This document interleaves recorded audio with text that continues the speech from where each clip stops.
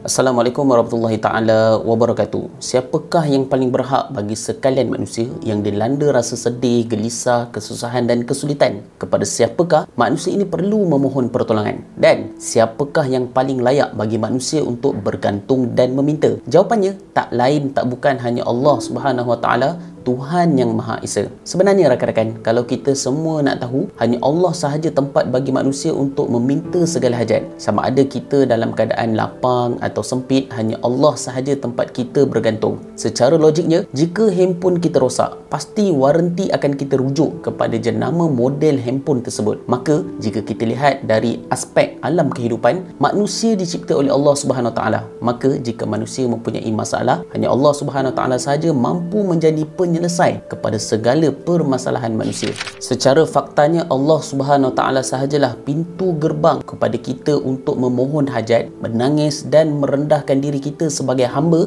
dan Allah jugalah tempat kita memohon keampunan. Dalam Quran mafhumnya, Allah Subhanahu Wa Taala telah bertanya kepada manusia, siapakah yang perkenankan doa orang-orang yang dalam kesulitan? Makna kata di sini, Allah Subhanahu Wa Taala nak tunjukkan kepada kita susah atau senang kita, hanya Allah Subhanahu Wa Taala sahaja tempat kita memohon segalanya.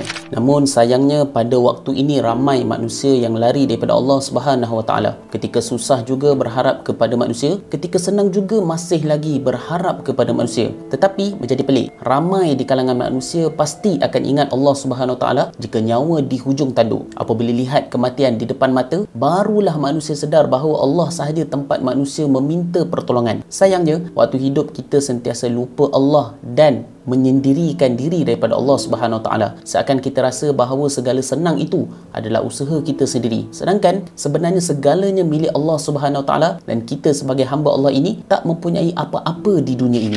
Suka sebenarnya saya nak ingatkan diri saya dan kawan-kawan, sebenarnya doa dan pengharapan kita ini bukanlah dikira sebagai satu waktu yang kita memang dah rasa susah baru nak minta kepada Allah Subhanahu Wa Taala. Hakikat sebenarnya Allah Subhanahu Wa Taala itu Maha Pengasih lagi Maha Penyayang. Dicipta doa itu bukan sekadar untuk menjadi tempat meminta sahaja, tapi sebenarnya doa dan permintaan manusia itu juga dikira sebagai ibadah dan diberi ganjaran pahala. Allahu Akbar. Maha baiknya Allah Subhanahu Wa Taala kepada kita semua. Sudah meminta kepada Allah, dimakbulkan pula hajat manusia. Bukan setakat itu saja, ketika kita berdoa juga diberi pahala kerana kita bergantung harap kepada Allah Subhanahu Wa Taala. Jadi rakan-rakan, apa lagi alasan kita untuk berdoa kepada Allah Subhanahu Wa Taala? Adakah kita masih berharap kepada makhluk untuk selesaikan segala masalah kita? Tepuk dada tanya iman kita, wahai rakan-rakan. Sama-sama kita berpesan, moga kita hanya bergantung harap kepada Allah Subhanahu Wa Taala sahaja. Segalanya adalah kerana Allah Subhanahu Wa Taala. Hidup mati kita adalah kerana Allah Subhanahu Wa Taala.